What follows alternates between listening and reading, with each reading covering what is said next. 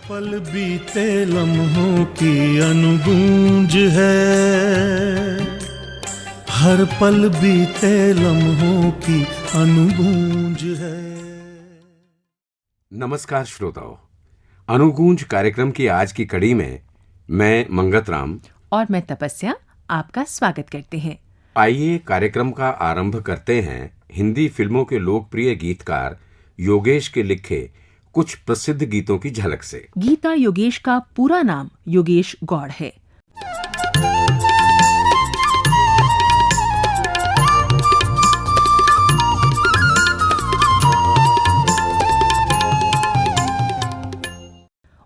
मार्च 1943 को लखनऊ में जन्मे योगेश आनंद फिल्म के लिए लिखे गए अपने गीत कहीं दूर जब दिन ढल जाए और जिंदगी कैसी है पहेली के लिए बहुत लोकप्रिय हुए।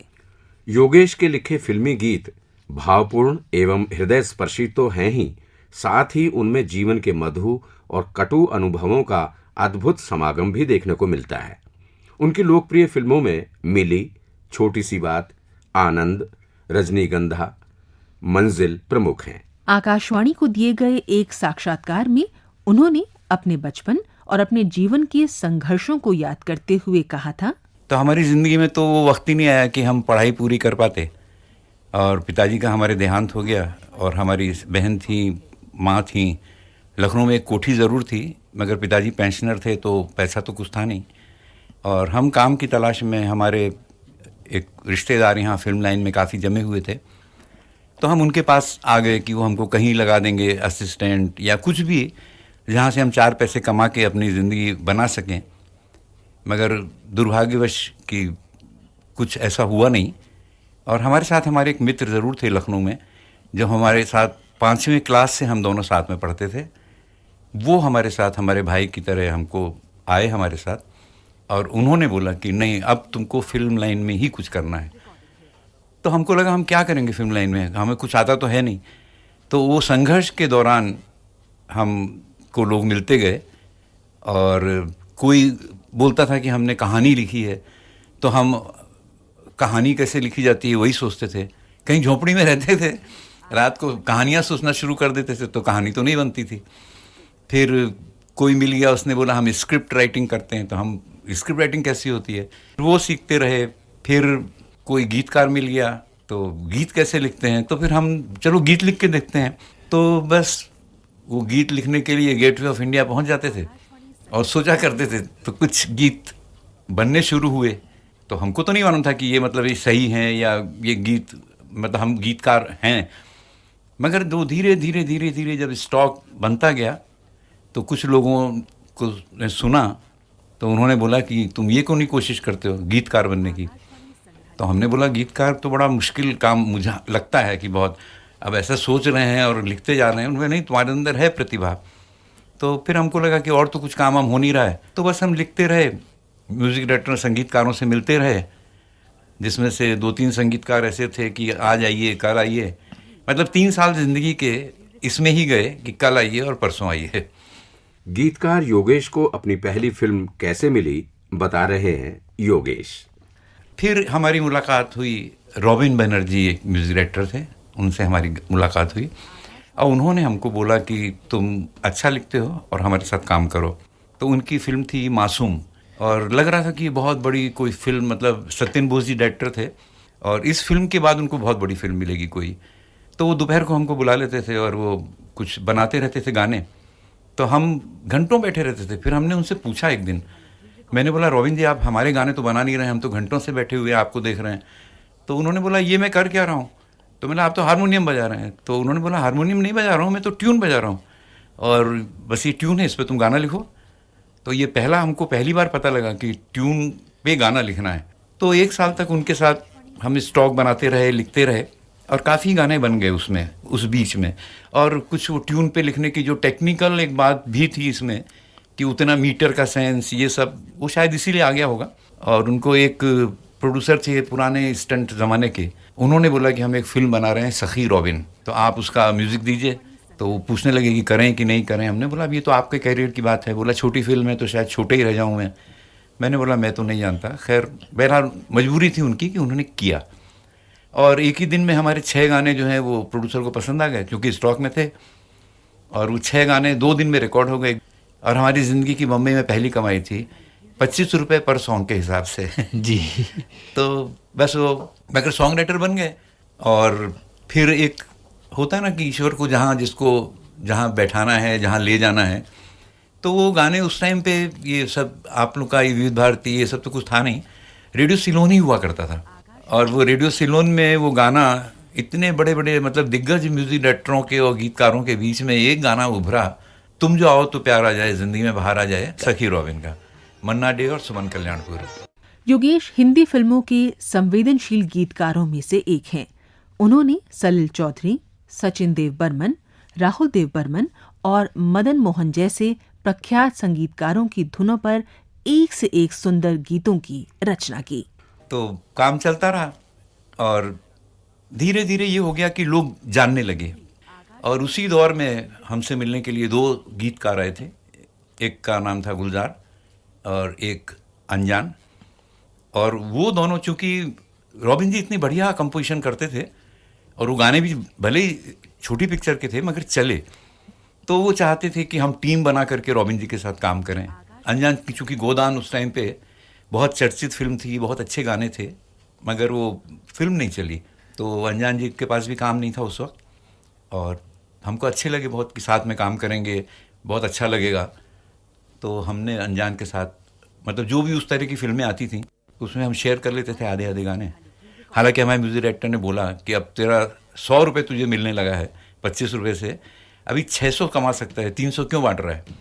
तो मैंने बोला नहीं, हमको अच्छा लगेगा कि 2 जने हैं साथ में तो काम करेंगे। तो बहुत फिल्में उस दौर में हमने लिखी। फिर कोशिश की धीरे से, तो फिर थोड़ा सा स्टेप आगे बढ़े। फिर हम गए GS कोहली जी के, हमने लिखा एक गाना एडवेंचर ऑफ रॉबिन हुड में, माना मेरे हंसी सनम तू रश के महाताब है, पर तू है लाजवाब तो मेरा कहाँ जवाब है। उन्होंने फिल्म निर्देशक ऋषिकेश मुखर्जी और बासु चटर्जी के साथ काम किया। इन फिल्मकारों ने योगेश की प्रतिभा को पहचाना और निखारा। योगेश ने इनकी फिल्मों के लिए ऐसे गीत लिखे जो स्वयं उनके भोगे हुए यथार्थ पर आधारित थे। हमेशा ही ऐसा हुआ है कि कुछ सिचुएशन भी मुझे ऐसी ही मिली, और कि मेरे हर गीत में, ज़्यादातर गीतों में, जो मैंने जीवन में भोगा, जो मैंने जीवन में देखा, वही मतलब उभर के आया है किसी न किसी तरह। जैसे मैं वो मित्र के बारे में बता रहा था, तो आनंद के उस गीत की पंक्ति भी वही है कि कहीं तो ये दिल कभी मिल नहीं पाते, कहीं से निकल आए जन्मों के नाते, है मीठी उलझन बैरी अपना मन, अपना ही होके सहे दर्द पर आए। तो ये सब अभिव्यक्तियाँ जो मैं कर पाया अभिव्यक्त अपने को, उसमें उन्हीं लोगों का हाथ है जो मेरे जीवन में, जिनसे मैं बहुत प्रभावित रहा। तो ऐसा ज़्यादातर गीतों में है। कभी जैसे बड़ी सूनी सूनी है ज़िंदगी, या कोई भी गाना, मतलब ये आजकल के छोड़ करके, तो जिनमें मतलब जैसे ऋषिदा फिल्में बनाते थे, बासुदा बनाते थे, और उसमें होता भी वही था कि जो आपने महसूस कर रहे हैं, और वो कहने का अगर मिल जाए आदमी को, तो इससे बढ़िया तो कोई बात नहीं है। शायद इसीलिए उन गीतों को लोगों ने महसूस किया कि ये उनकी ही दिल की बात है। योगेश के कवि और गीतकार बनने के पीछे उनके बाल सखा सत्य प्रकाश का बहुत योगदान रहा। अपने इस मित्र को वह कभी भूल नहीं पाए। अपने मित्र को समर्पित इस कविता में उन्होंने अपने भावों की कैसी सुंदर अभिव्यक्ति की है, आइए सुनते हैं। मेरी ज़िंदगी में मैंने जैसा बताया कि हमारे जो मित्र जो 5 साल से हम साथ में पढ़ते थे, और हमको लेके वो मतलब हमारे साथ बॉम्बे आए, और उन्होंने हमारे संघर्ष के दिनों में यहाँ साड़ियाँ बेची, कपड़े बेचे, हमको मतलब कि हमको बनना ही है, गीतकार ही बनना है। अगर हम गीत लिखने लगे तो एक उनके साथ एक हमारा जो एक मतलब उन संबंधों को हम समझ नहीं पाए कभी, कि इतना सगे भाई से नहीं, उतना किसी से नहीं जीवन में। तो एक कविता की कुछ पंक्तियां हैं। पहले सुन लो मेरे मन का तुमसे आखिर क्या नाता है, फिर बतलाओ तुमने मुझको किस सीमा तक प्यार किया है।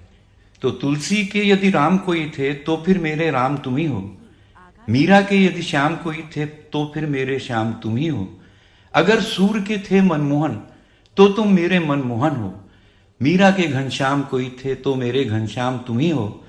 सच तो ये है कभी तुम्हारा ध्यान नहीं मन से जाता है, इतना तुमने मेरे तन मन जीवन पर अधिकार किया है, तो पहले सुन लो मेरे मन का तुमसे आखिर क्या नाता है, फिर बतलाओ तुमने मुझको किस सीमा तक प्यार किया है।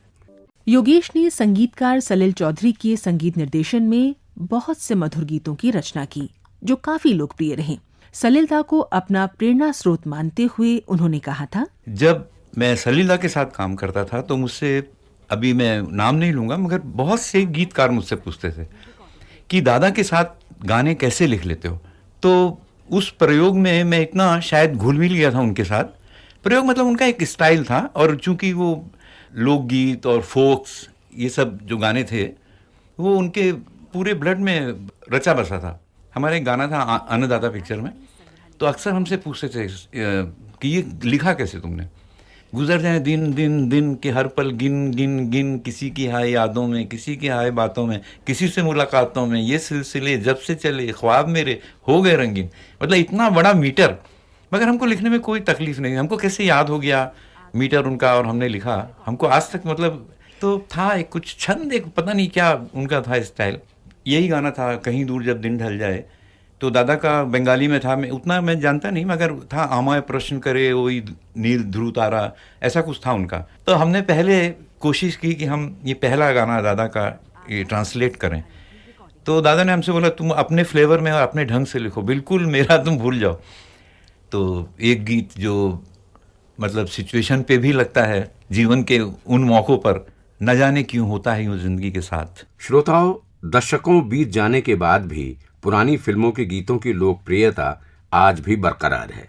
इसके बारे में योगेश ने कहा था, पुराने गीतों में का एक ताल्लुक जो है वो इस बात से भी है कि फिल्में भी उस तरह की बनती थीं जिसमें, अब जैसे आज के समय देखो ना कि जैसे लोरियां निकल गई हैं, विदाई गीत निकल गए हैं, कोई संबंधों के ऊपर गीत नहीं होता है। तो उस वक्त के जो गीत थे कि जैसे मान लीजिए भैया मेरे राखी के बंधन को निभाना, तो ये तो भाई बहन के बीच का गाना था, तो वो इसीलिए गीत अच्छे लगते थे कि माँ के लिए भी कोई गाना होगा, चलो चले माँ, या कोई सोने के ऊपर, लोरी के ऊपर कोई गाना होगा। ये तो थे ही, इनके अलावा भी जो रोमांटिक गीत भी होते थे या जो भी होता था, उनका कहने का ढंग वो बड़ा मतलब जो हमारा कल्चर रहा है उस तरह से होता था। तो शब्द भी उस तरह से होते थे और वो फीलिंग भी उसी तरह से आदमी महसूस करता था। आज की फिल्मों के गीतों के गिरते स्तर पर चिंता व्यक्त करते हुए योगेश ने कहा, देखिए 3 महीने गानों की लाइफ है आजकल। आप टीवी देख लीजिए, जब तक टीवी बज रहा है और फिल्म लगने वाली है वो 3 महीने के बाद गायब हो जाता है। अमर पिक्चरों में पाकीज़ा है, मुगले आजम है, मोहे पनघट पे नंदलाल छेड़ गए, वो भी, मैं पुराना आदमी नहीं हूँ, मैं बिल्कुल आज के वक्त के साथ हूँ, मगर जो अच्छाई है वो तो है ना। गीतकार योगेश ने रेडियो और आकाशवाणी के योगदान को स्वीकारते हुए क्या कहा, आइए जानते हैं। कि आदमी कितनी भी तरक्की कर जाए, कुछ भी हो जाए, मगर ये रेडियो है, मतलब जहाँ हम जब बच्चे थे हमने सुनना शुरू किया था, तो इतनी मेमोरीज जुड़ी हुई हैं। हमको याद है आधे आधे घंटे तक फरमाइश के नाम खाली बोले जाते थे और हम लोग कैसे भाग भाग के आते थे। तो इतना अच्छा लग रहा है फिर, मतलब वहीं पर उसी जगह। तो शुरुआत तो हम लोग ने यहीं से की है। अब वो कितने भी मीडिया बदल जाएं, कुछ भी हो जाए, कितने फास्ट फूड आ जाएं, मगर हम लोग का जो शुरू से और आज तक जहाँ से हम लोग लोकप्रिय हुए या लोकप्रिय बनाने में हमको, या हमारे गीतों को बजाने में, रेडियो का ही हाथ है।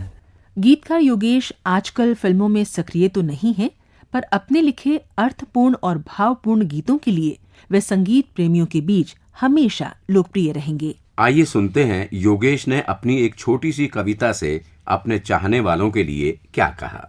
मेरे गीत गाते रहना, इन्हें गुनगुनाते रहना, मैं भूलूं अगर गीतों का सफर, मुझे याद दिलाते रहना, मेरे गीत गाते रहना। तो अब हमें यानी मंगत राम और तपस्या को दीजिए अनुमति। नमस्कार।